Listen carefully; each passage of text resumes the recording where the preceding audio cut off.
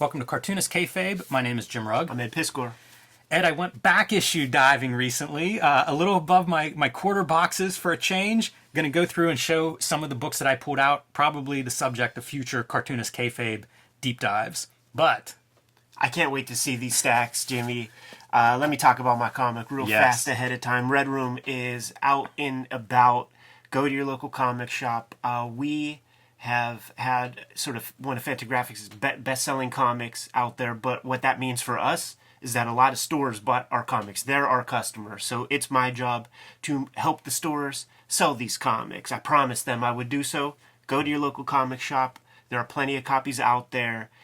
Pick up Red Room. If you dig the comic, get it put on your pull list, because every single issue is completely self-contained and has a complete story for you to enjoy. It's not spread out over a bunch of issues like the jobber comics of the day. looks nice next to Spider-Man #1 reprint. Shouts to Steve Ditko. You can pre-order these comics. If you're watching this video and the comics aren't out there yet, man, go to the Fantagraphics website. You can hit my link tree in the description below this video.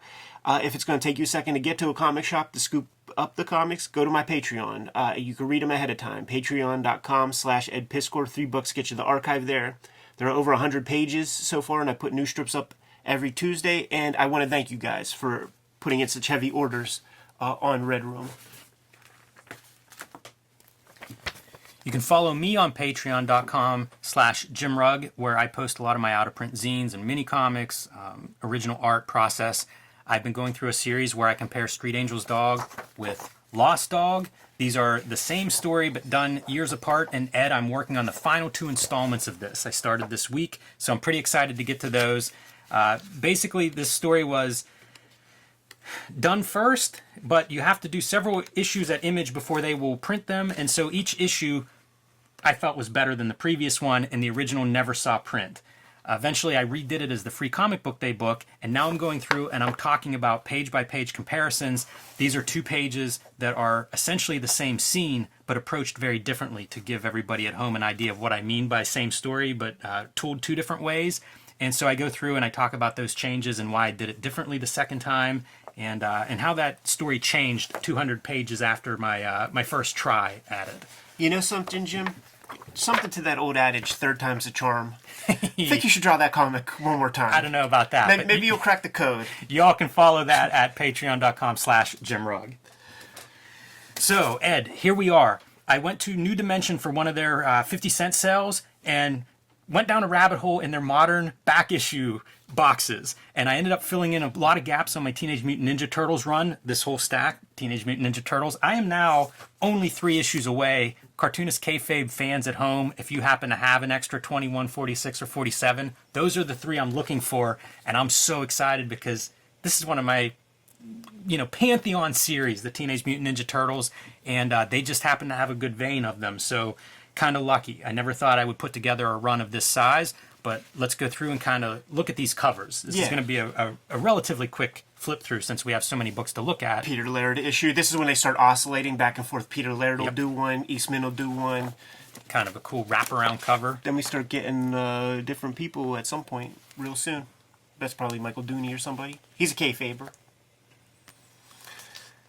This is a pretty wild cover. You see a real, like they're starting to really branch out and do some different styles. Laird and Lawson. Some of the same names. Farley, Lawson, Talbot. You'll see these names popping up. I think this is Mark Martin comes on. He does a bunch. For several issues. Talbot, this is baby. Great. Eric Talbot. Let's look at the spread of the cover. Yeah. Because it's that odd size, That's amazing. That's super sick. Eric Talbot's one of those guys, one of my favorite of the Turtles artists. He's an outlaw cartoonist, man. Anybody that doesn't know his work, this is Outlaw Comics. Quickie sample of it. Really nice line work. Kind of reminds me of the Zulli Turtles line work in some ways. Years before Michael Zulli comes on board. Mark Baudet. It's amazing the people that worked on these. Yeah. This is a wild one too. Really nice art. It's our guy again, Martin. Mm-hmm. Martin. Yeah, and some of these are really nice spreads. I mean, how fun is that? Yeah, it's wild shit, man.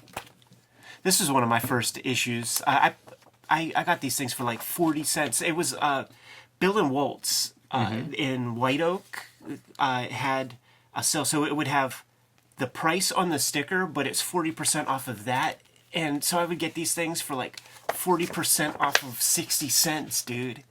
It's amazing. And this is one of my first as well, man. This Rick McCollum guy, he floats around in those old underground comics, and his art is top notch. Yeah, he does a couple of Turtles issues, and they're really good. McQueenie? Yeah, this is one Cats? I wondered about, Ed. Did you find McQueenie through Roach Mill or through the Turtles? Because they do a couple issues of the Turtles, and they're pretty distinct. Through Roach Mill, at this hardware store where I would get grab bags. That doesn't even make sense. Yeah, like I got my earliest Roach Mills. Matt Howarth? Yes. Pretty unique interpretation of the Turtles. Staple of 80s comics, man. Yeah. Another McCollum. I like him. This is somebody whose work I wasn't familiar with before I picked up these issues, and it's really strong, good looking stuff. Hyper detailed, man. Hyper detailed. Most of these, if not all of them, are the duo shade. This guy does a lot. Pages. And I actually don't feel his stuff that much, really. Oh, no? Nah. A.C. Farley? Yeah. I like his stuff, too. But I like most of this, and it's just interesting, like the way this series develops, that the Eastman Laird gets so busy, they start bringing in studio guys and different freelancers to do these issues. It's a radical kind of approach to a series. Do you remember Leatherhead in the cartoon? I don't. He spoke like a Creole, and he would always say, "I guarantee."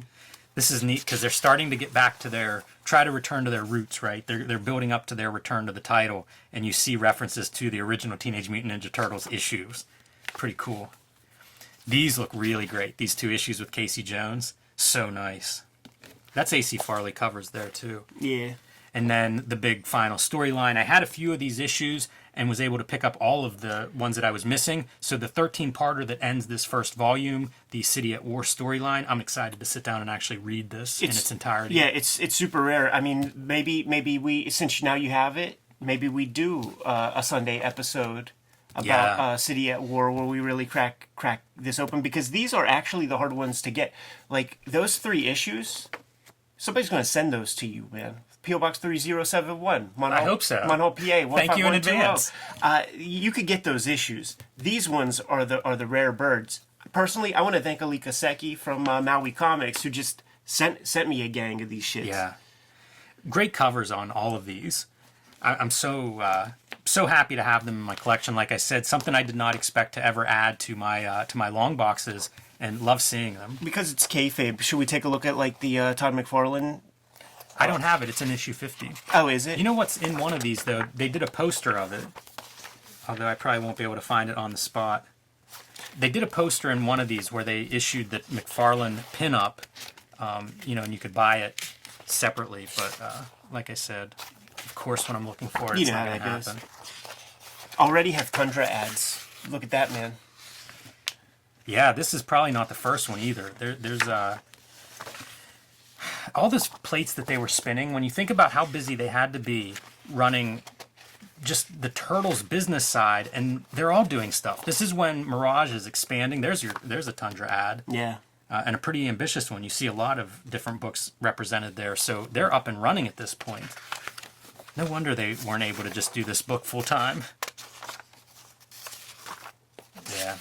I don't think I'm going to be able to pull it out of these. I think it's just one of the other issues. Because, of course, I had to pull out my run of Turtles and put all of these together and, look at them next to each other. It's one of those things, man. You could just put up an image of the McFarlane pin. Yeah, no doubt about it. But super excited to have these and excited to spend some time going through Turtles and really kind of getting to see them in their original form. Let's do City at War, man. I keep thinking about it. Sounds good to me. Let's do the River. Let's do the Let's do all the Teenage Mutant Ninja Turtles. Let's do the Rick Veitch, Big Daddy Roth, Ratfink issue. Sounds great to me. Now I'm really stoked to see what this pile is. This is going to be fun. Because it's like, what the heck? So this is a reprint of issue 1. Exactly. The very first Marvel Tales with the reprints, I guess. That's exactly right.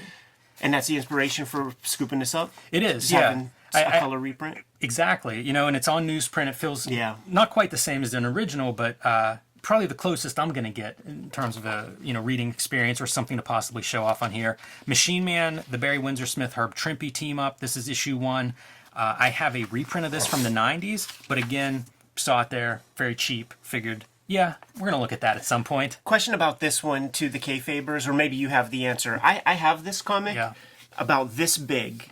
Ooh. with no ads or anything like this. What did that come in? Because at that same hardware store where I got my first Roach Mill, in the grab bags, there was this comic. I have another one that's this size that would be the Starankos with Lee. The death of Captain America. And then I also have, at the same weird little size, the Untold Origin of Batman 3-issue miniseries. Like, at that weird size. What I think it was some kind of like read-along comics that would have been packaged elsewhere with like a little cassette tape, but I'm not sure, and I'm curious if that is it. Never heard of either the Steranko or the reprint of this issue at that size. That's interesting. I thought you were going to ask about the art here, because this is reproduced from John Byrne's pencils. Oh, really? That's cool. Dude, so like the little version that I have, it's smeary and messy and weird, and sort of now I know why. Yeah, I kept hearing about this online and, was curious to get my hands on it, take a look at it, because it's so tight. Like, I look at this and think, why are there anchors at this stage? If you could do this, it's so tight and clean, and maybe that was part of the experiment. Maybe John Byrne lightboxed this to create that cleanliness, because it's pretty sharp. It reminds me a little bit of the Steranko Chandler graphic novel that I had for years and read and didn't realize was pencils, because it's a very crisp reproduction. Frank Quitely doing early years doing Batman. I think this is 1998. So pretty early Frank Quitely getting his hands on Batman. And I don't know if it's officially an Elseworld, but I always think of any of these when he's outside of Gotham City as Elseworlds. I just saw the Bruce Wayne as Flex Metallo. Yes. At the grave. So, I'm going to pick up Frank Quitely whenever I see it. Silver Surfer. This was I think a one-shot special. John Byrne plot and pencils. Tom Palmer doing inking and colors. And nice. Stan Lee on scripts. I kind of like Silver Surfer. And why not John Byrne? Yeah, sure. Pick that up early 80s. We talked about how I've never read Gru before. Found Gru #1 from Pacific Comics, and thought I would have to rectify that and start at the beginning. It was kind of cool to see an issue 1 of that. Feels like something that'll be fun to look at here on this show for some historical context with Pacific Comics. You got it, dude. This thing is going to put you through college. Yes. I had it. I got rid of it. I got it again. This might be the only time we cover this comic, Ed. I don't know that this is a whole episode's worth. We were critical of the Death of Superman issue. This is, of course, the Breaking Batman's Back issue. Oh, really? Let me see how dynamic. That's such a watershed, important moment. And that's hard as hell. Klaus Janson. Isn't that badass? That's hard as hell, man. I would like to pick this up, because I think he does interior art on that story, too. 2 issues. Oh, my God. I can't wait. This has to be so dynamic. dynamic. I kind of like this. It's really cartoony, those explosive lines around him. Jim, this is serious business. Look, we're getting to the most dynamic moment in... See, Bane could kill Batman, but death would, that would only end his agony. What does Iron Sheik say? I break your back, make you humble. Instead, I will break you. They do themselves no favor by putting that on next to an ad page. Yeah, DC's ad people. There's not a lot to this issue. To the whole storyline. It's like 20-some parts, too. Talk about, like, really milking... they realized they sold 4 million Death of Supermans. Well, how many Batmans can we sell? Yeah. Stretch it out over 25 parts. Nightfall is 2 big-ass trade paperbacks, and the way that it starts out... Did you ever read Nightfall? The way that it starts out... A little bit. ...is Bruce Wayne has a cold... And now that's got to be 3 issues, huh? Oh no, it's 10 issues. And you know what it is? It's wrestling, because you have to impair your hero in order to have him get jacked up, right? You might have swung me back around now, thinking of this as a big wrestling storyline. So he has a cold, and either all the villains break out of Arkham, or just one by one they systematically. So that gives you your opportunity for. Boom, this issue is a Joker issue. Boom, this issue is this guy's issue. But we're getting into the 90s villains. So, like, one is Zaz. Do you know Zaz? He's, like, Jigsaw. Like, he just, whenever he kills somebody, he puts, like, a little hash mark. He cuts, like, so his whole body is just those, like, 5 hash marks where it's 4 slashes and 1 through. That's his whole body. That sounds way cooler than the name Zaz. Yeah, SZAZ. FASZ or something like this. And then another dude called Firebug or Firefly or something. So it's like, come on, man, just give me like Penguin, Two-Face. Two-Face is after this. There's a 2-part Two-Face. That's the Jansen ad? Yeah. With Batman on trial or something after, I guess, he's paralyzed. This is always like a weird piece, man. Like, I do like Kelly Jones's art, and it's wild to me that he did Batman for a while. He seems like such a stylist. But it never looked DC like this. art. Yeah, it was always way more reserved on the interior pages, and he was like allowed to kind of like be himself, like on the covers when he's selling this stuff. But I think it might even have to do with the inker kind of plasticking up the artwork. But this stuff, I think his art looks really cool there. Yeah. Punisher Batman. This is Romita Jr. This is early 90s too. 94, I believe.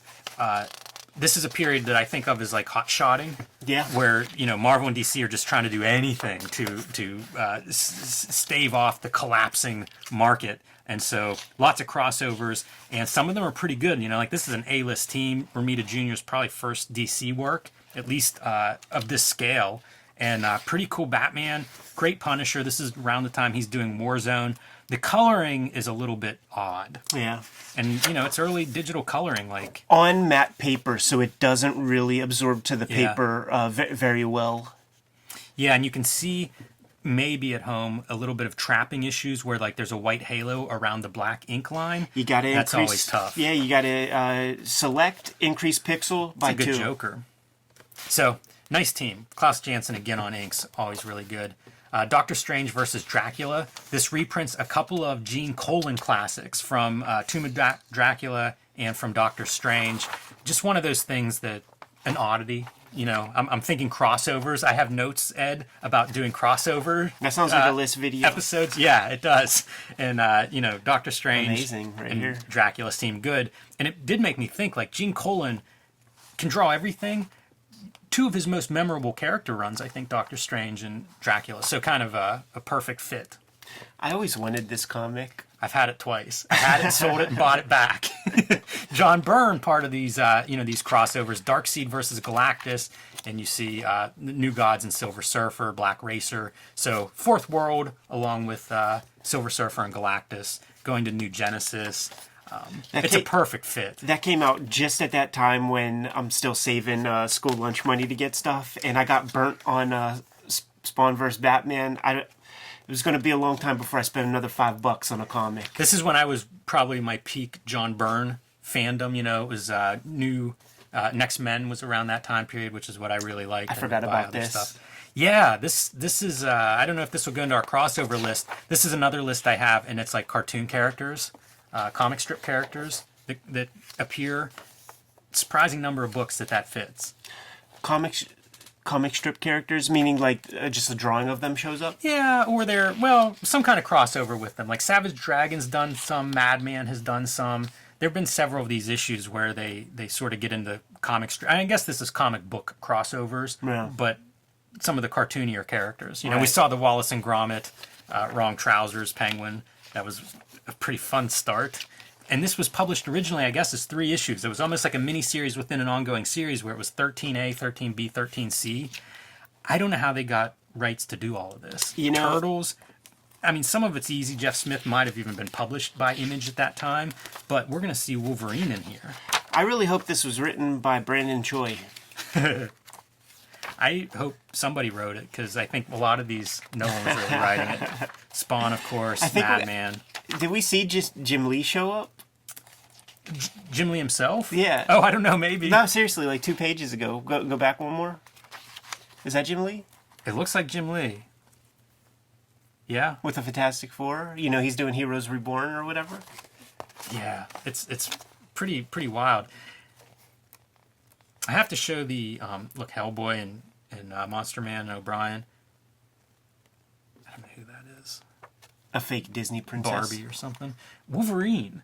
Like, how'd they get rights for all of this stuff? 1996. And they call out, like, Wolverine, trademark, copyright, Marvel Comics, so it must have been official. Because this comic was smashing every other Marvel comic, pretty much. Dawn #1. I feel like if we get back into the Wizards, we're going to end up in this in the Bad Girl era. Uh-huh. So I scoop these up when I find them cheap, and This surprised me. It's much different than I expected the inside to look like. Joseph Michael Lisner, Cry for Dawn. A little bit of, kind of revealing stuff here, but for the most part, like, I don't know. It's not really a TNA book like I expected it to be. Sure. He's not a bad thing. He's one of those guys that should be on the list of Outlaw Comics artists because of Cry for Dawn. It had the duotone application, was pretty hardcore and stuff. Here's the thing, though. Like, I don't have one of those. I've seen the comics. They were always kind of expensive to me, but it fits. Like his art fits in that Tim Vigil, James O'Barr space from that time. This marker stuff, that's something else. Dude, you got him. How about that, Ed? We're going to look at these at some point. Have to. Let's not too distant future. Yeah, let's show people some of the Alcala stuff, man, because he really. This is 1987. I was trying to figure out context for this. This is around Hulk time, a little bit before Spider-Man. So, yeah, look at that for a 2-page spread. Beautiful. Jimmy, I was reading comics at this time, and I have every Batman comic from 2 issues, like the last 2 issues of year 1 up until Bane gets his back broken. But it would be the detective comics that would sporadically show up in your grocery store. Like, the name Batman means something. The name Detective Comics means nothing. So those things just did not show up that much. So I'd never had the opportunity to scoop these up. This is a panel that I always think about when I think of this tandem between McFarlane and Alcala. I was looking through this and just thinking, like, what could have been? Imagine if DC doesn't let him go, if he's like, hey, just do Batman. Amazing capes, man. It stylistically, a lot of Michael Gordon on these pages, but this feels very different than what he was doing at the Hulk, what he would do at Spider-Man, and I just wonder, like, what he looks like if he had gone this direction instead of that direction. Yeah. But these are cool. I was super excited to find these, and very eager to kind of go through them here. Now you're flexing. This is a reprint, not the original, but nevertheless, it's close. And this wasn't a quarter bit. Okay, I gotta keep in mind that this was not quarter comics. Yeah, I think this was probably $2 maybe. Yeah. This is the big bucks. This is the big bucks here. It looks so good on that newsprint. It does, yeah. His art's, I like it a lot, and seeing it in this form, because when we covered this, I can't remember if I looked at the trade paperback, which was on like a white paper, or even a digital copy. But it looks great on the newsprint with a little bit of bleed. Yeah, that's the Outlaw energy. Very cool. And then this is one I've been looking for, Ed. I'm a Lobo fan. I like Doug Monk's work. I guess known for The Mask. Yeah. So perfect crossover. And a big 2 issues of like square bound, 48, 64 pages, something like that. This is a very hard book to get. And kind of expensive if you look at it on eBay, probably $20 or more for a copy. This was much less than that. I can't remember the price, but probably like $5. But I've been looking for it for a while, and so it's great. What would be the perfect thing? You take Lobo and put The Mask on Lobo. Yeah, I got to see what that looks like. And so that is what happens in here. And of course, what else? That's exactly what we wanted to happen. 3 Stooges showing up, Mask versions. The Mask in its Dark Horse Presents iteration is an Outlaw comic. You should see it. Yeah. I have some of those early masks, and there it is. Look at those teeth, man.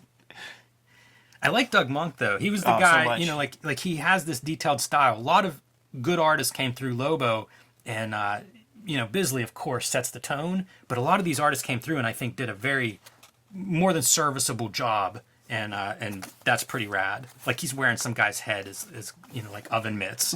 Right.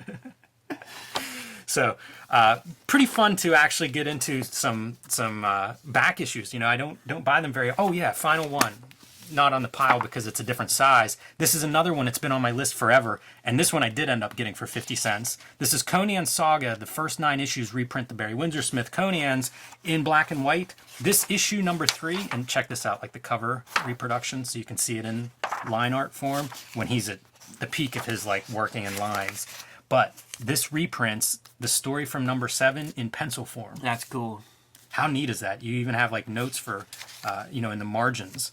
I have no idea why this was done this way, but what a cool object. As soon as I heard this existed, it's kind of been on my list.